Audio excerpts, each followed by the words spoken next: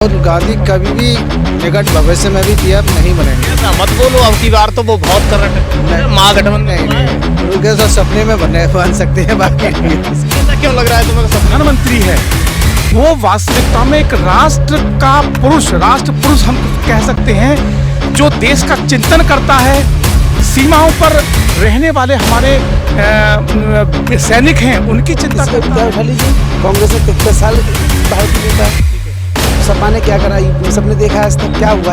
अब देखिए योगी राज आया, कितना शांति है, कितना अच्छा माहौल है। ऐसा माहौल जब कभी हमने देखा था आज तक। 24 का चुनाव नजदीक है। उत्तर प्रदेश की क्या तैयारी है, क्योंकि पक्ष और विपक्ष जमकर एक दूसरे पर हावी हो रहे हैं। लेकिन गठबंधन कितना कारगर साबित होगा, भाजपा कितनी ताकतवर होगी, इस पर आम लोग मेरे साथ हैं। हालांकि हम लोग आज बुलंदशहर की धरती पर हैं और जानकारी करेंगे कि इस बार उत्तर प्रदेश क्या कह रहा है। भैया शुभ नाम क्या है?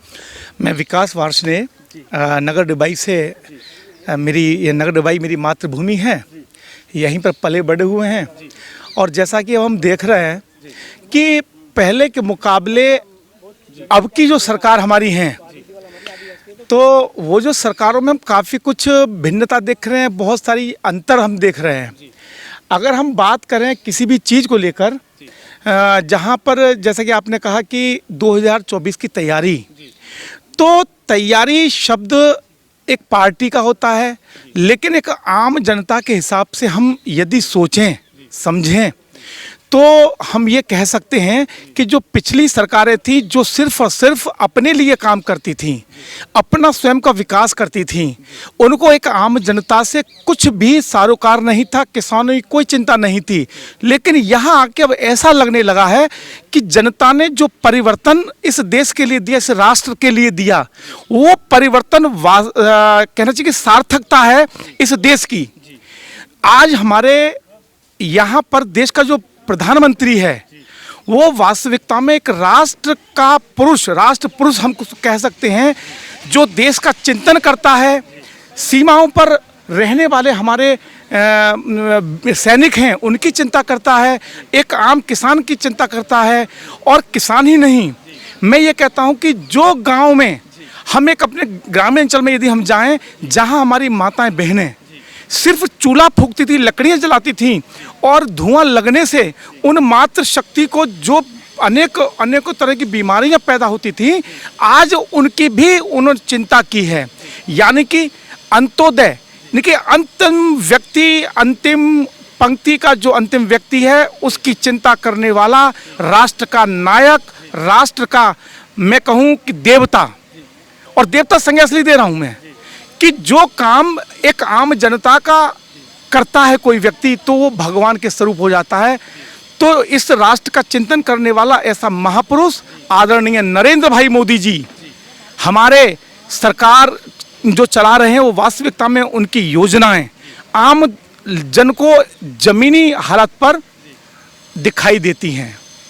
लेकिन पक्ष और विपक्ष में बैठा अन्य पार्टियां वो तमाम सारे सवाल उन पर पैदा कर देती हैं कि प्रधानमंत्री मोदी और आरएसएस देश को बांटने का काम कर रहे हैं, धोखा हो रहा है ओबीसी के साथ, एससी के साथ धोखा हो रहा है। ऐसा लगता है क्या आपको? देखिए, अगर कोई विपक्ष में बैठा हुआ है तो उसको कुछ ना कुछ तो कहना है। जिन लोगों के पास में कोई मुद्दे नहीं रह जाते, वो केवल और केवल जनता को भ्रमित करने की स्थिति में अनेकों प्रकार के प्रश्न चिन्ह लगाते हैं। आपने बात कही आरएसएस की, मतलब आपने बहुत अच्छा एक प्रश्न किया। आरएसएस को हम लोग अभी समझे ही नहीं हैं। अगर हम आरएसएस को समझना चाहते हैं तो समझिए उन भयानक स्थिति आपदाओं में जहां पर लोग पहुंचते नहीं हैं, ना उसके बारे में सोचते, वहां पर आरएसएस जैसा संगठन, यानी कि राष्ट्रीय स्वयंसेवक संघ का एक एक व्यक्ति वहां पर अपनी सेवा देने के लिए तत्पर रहता है, बिना किसी लोभ लालच के।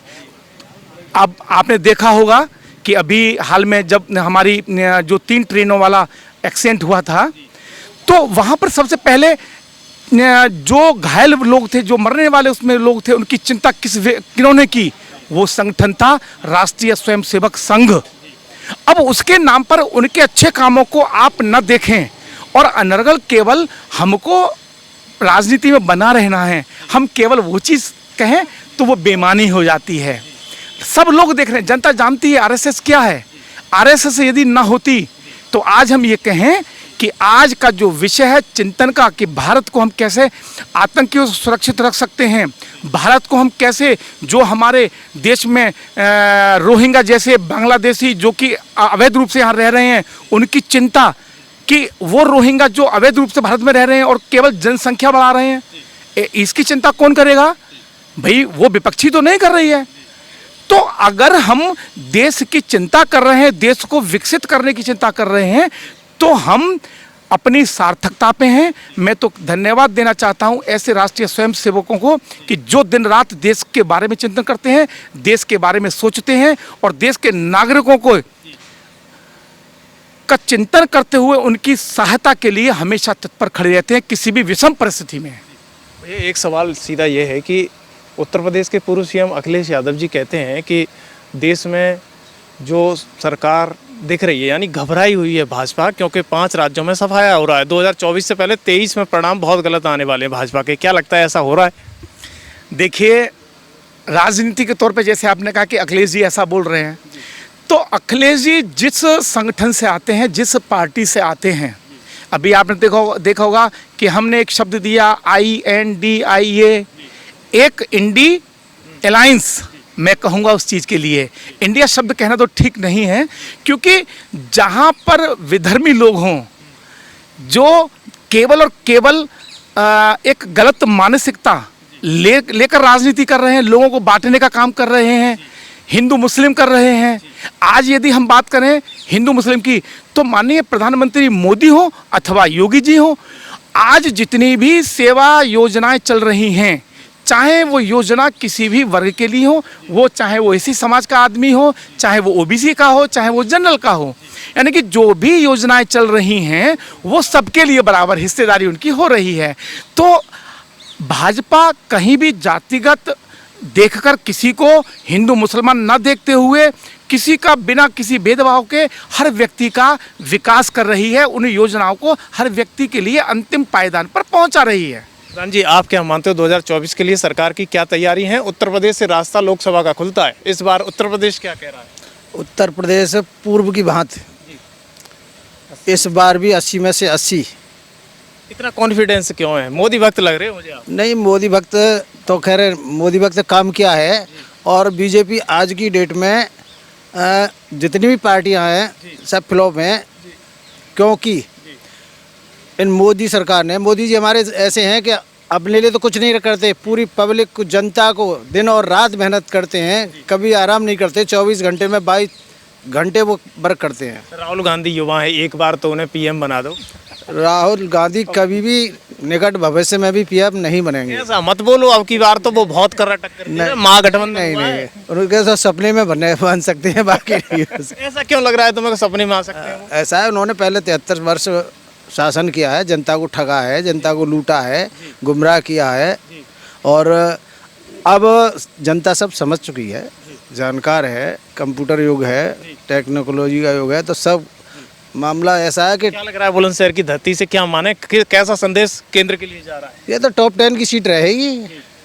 यानी 2014 में 4.5 लाख और 2019 में 2.5 लाख, और इस बार क्या टॉप में रहेगी, और टॉप में रहेगी। टॉप। जी, क्या कहेंगे आप 2024 के चुनाव को देखते हुए? देखिए, 2024 का चुनाव, हालांकि स्थितियां अभी धीरे धीरे साफ नहीं हो पाई हैं, लेकिन काफ़ी हद तक यही है कि क्षेत्र की जनता या देश की जनता को अभी मोदी सरकार पर विश्वास है, और जो भी कार्य हो रहे हैं वो देश हित में हो रहे हैं, वो प्रत्यक्ष दिख भी रहे हैं। आप धरातल पर कितना मानते हो कि आपके बुलंदशहर क्षेत्र में काम हुआ सरकार? देखिए, धरातल पर बुलंदशहर क्षेत्र में काफ़ी काम लगातार हो रहे हैं। वर्तमान में माननीय सांसद जी, माननीय विधायक जी के माध्यम से भी कई कार्य लगातार किए जा रहे हैं, और काफ़ी कार्य हो भी चुके हैं, जहां वो सड़कों का बनना हो या आपका जो भी बहुत सारी टेक्नोलॉजी के माध्यम से लोगों का विकास करना हो, तो काफ़ी सारी सुविधाएं सरकार के माध्यम से लोगों को मिल रही हैं। क्या मानते हो भैया आप 2024 को देखते हुए कैसा मुकाबला बुलंदशहर की धरती से मिल रहा है? बुलंदशहर की धरती से तो बीजेपी के सामने किसी को कोई मुकाबला नहीं मिला आज तक। अरे ऐसा नहीं है, देखो विपक्ष एक, गठबंधन एक हो गया, महागठबंधन बना है इस बार। मैं आपकी बात सहमत हूँ, महागठबंधन बनाए, क्यों बना है? अगर उनमें दम हो तो अकेले लड़के दिखाएं बीजेपी के सामने, बनी इकट्ठे क्यों हो रहे हैं? अगर उनमें दम है, उनकी नीति साफ है, तो इकट्ठे क्यों हो रहे हैं? लेकिन वो तो कहते हैं unity is the strength of power, unity एकता है, ताकत है। यूनिटी उनके अपने मतलब के लिए है, पब्लिक की सेवा के लिए नहीं है। अच्छा, कैसा ऐसा क्यों लग रहा है पब्लिक की सेवा के लिए नहीं? बिल्कुल, किसी का भी इतिहास उठा लीजिए, कांग्रेस ने 73 साल भारत को लूटा है। ठीक है। सपा ने क्या करा यूपी में, सबने देखा है आज तक क्या हुआ यूपी में। अब देखिए योगी राज आया है, कितना शांति है, कितना अच्छा माहौल है। ऐसा माहौल क्या कभी हमने देखा था आज तक? योगी जी की बुलडोजर नीति से खुश हैं आप? बिल्कुल खुश हैं। जो आदमी गलत करता है उसके संग गलत होना चाहिए। जो आदमी जो भी बुलडोजर चल रहा है, अभी आपके सामने रोज कोई घटनाएं घटित होती हैं और उनके ऊपर बुलडोजर चल रहा है, सही चल रहा है, क्योंकि लोग अराजक लोग हैं। जो आम लोग हैं, आम लोग शांति चाहता है, सुकून चाहता है, चैन चाहता है। लेकिन भाजपा के ही सांसद ब्रजभूषण सिंह जो कि चर्चा में रहे हैं, उन्होंने कहा है कि बुलडोजर नीति बहुत गलत है, ये बुलडोजर नीति नहीं होनी चाहिए। देखिए, कुछ लोगों के अपने अपने विचार होते हैं, उन विचारों को हम नहीं कह सकते हैं, लेकिन जो योगी की नीति है वो बेस्ट है। इसके लिए देखिए विदेश से भी योगी की मांग हो रही है, एक कुछ समय के लिए योगी जी हमारे देश में आ जाएं। तो आपको क्या लगता है कि 2024 में राहुल गांधी किसी काम के रहेंगे या नहीं रहेंगे? राहुल गांधी कोई आज के टाइम में अपने बच्चे का नाम पप्पू नहीं रखना चाहेगा। क्यों नहीं रखना चाहेगा? कुछ तो खासियत होगी राहुल गांधी में। नहीं तो ये तो नाम है, ट्रेंड में चलेगा। कोई भी आदमी अपने बच्चे का नाम पप्पू नहीं रखना चाहता आज के टाइम में। क्या पप्पू भैया, सब नाम ले ले, पप्पू मत कहिए। देखो इतने बुरे भी नहीं है, पद यात्रा कर रहे हैं, जगह जगह दिखा रहे हैं। उनकी आप शादी करा दो पहले, ज़्यादा बढ़िया है तो। शादी करने वाले भी नहीं आ रहे। आप देखिए 53 साल के युवा बैचलर है हमारे। लेकिन वो तो ये कहते हैं मैं शादी नहीं करूंगा, देश के लिए करूंगा, आपकी बार जो करना है। शादी करेंगे नहीं या हो नहीं रही, उन्हें पता होगी। यानी इस बार बुलंदशहर क्या कह रहा है? उत्तर प्रदेश से लेकर बुलंदशहर में बीजेपी का प्रत्याशी सबसे प्रचंड बहुमत से जीतेगा। ये बुलंदशहर की आम जनता है जिस खबर एक्सपर्ट पर आप देख रहे हो। मैं आपको आगे भी दिखाता रहूँगा। देखते रहिए खबर एक्सपर्ट। धन्यवाद।